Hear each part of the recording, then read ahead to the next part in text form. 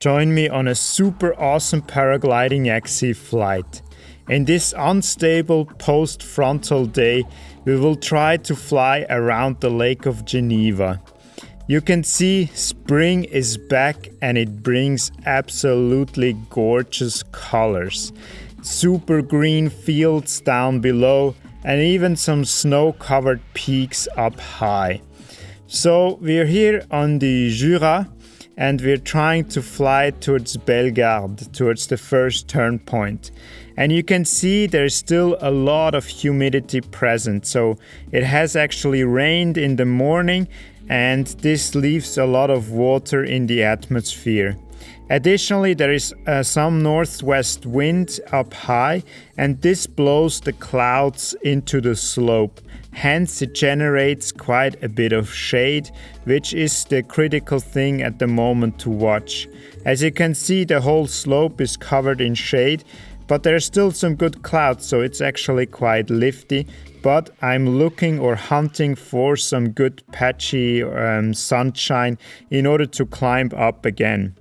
You can see here there's a bit of sunshine below me, so I do grab a small, quite weak thermal and climb up. Also, I cannot really go into the flats here because there's some airspace. The airport of Geneva is just down below me, and I have to stick to the ridge in order to not breach airspace. But eventually I can get up and I actually managed to get to the end of the ridge. And I climb up here again before I cross over to the next ridge line, which is the crête of the Grand Colombier.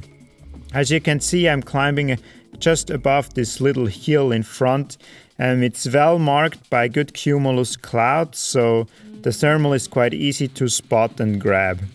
In general, I'm always trying to figure out where the air mass comes from, and I try to connect the trigger with the cloud, and then I approximately know where the climb should be on this line. So now I'm crossing over to the next ridge line and I'm following the good cumulus clouds in order to optimize my glide a bit and not lose too much altitude on the way. As you can see, the next ridge line is quite particular. It's relatively shallow and not so well defined, so this is always a bit tricky and leaves you with a bit of a problem where exactly you should fly in order to grab the thermal. I was just judging by the slope and by the clouds that most of the thermal activity will actually come from the high ground, so maybe even from the flat part of the ridge that is higher up.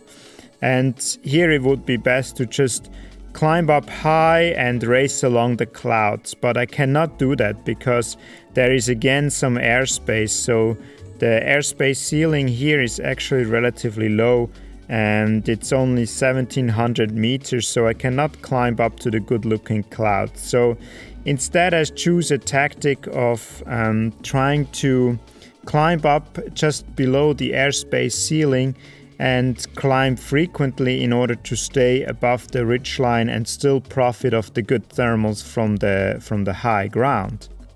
So you can see in general again the thermals are marked quite well by good clouds, so I do know more or less where to expect the climb, and I can also search around a bit if I don't find it immediately. So I make my way slowly down that ridge. Also, one thing to note, it's east or due east facing ridge actually, and now we're already I would say it's probably about 2 o'clock in the afternoon, so it's not 100% ideal where I am now. So I also think during the flight if I should cross over to the west facing slope, and this could be an option, but I was not sure because there was also a bit of shade on the west face, and overall it still was quite good enough working on the east face, so I stuck with this face here. But it's one of those things where you think like, if you would have like a alternative reality, it would be cool to also explore the other side of the ridge and maybe it would have been much better, or maybe I would have just gotten stuck in shade and would have been forced to land, who knows. Anyhow, so the east face, which I've chosen here, I continue, and it climbs quite well.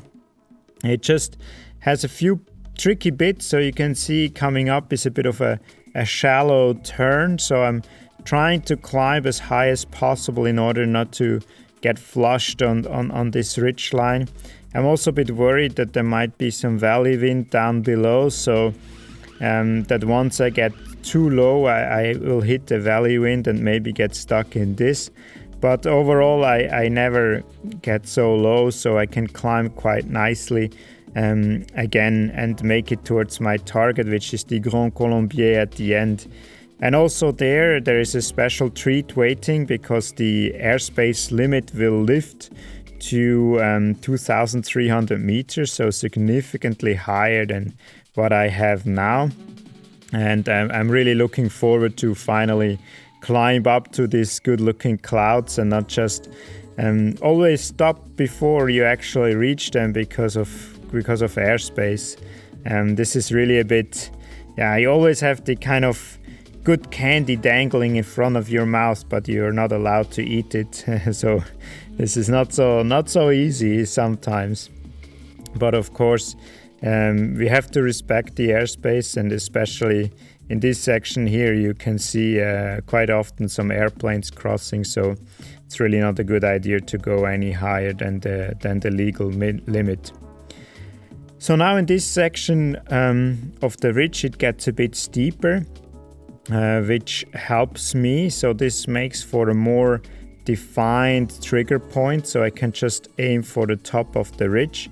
Because, of course, in general, when it's more flat, the thermal can trigger from anywhere, and it's not really so clear actually where it comes from. So now I push towards the end, and soon I will reach the end of the ridge, so I can then turn around into the south slope. So I'm not turning on the east anymore. So here the sun hits it nicely, and now I get immediately a ripper of a climb. So with this good climb, this brings us to the end of part 1. In part 2, we will do some super long crossings. If you want to find out if we make it, if we can get over the flats into the Alps from the Jura, watch part 2. It's super cool. I hope you enjoyed it, and see you again next time.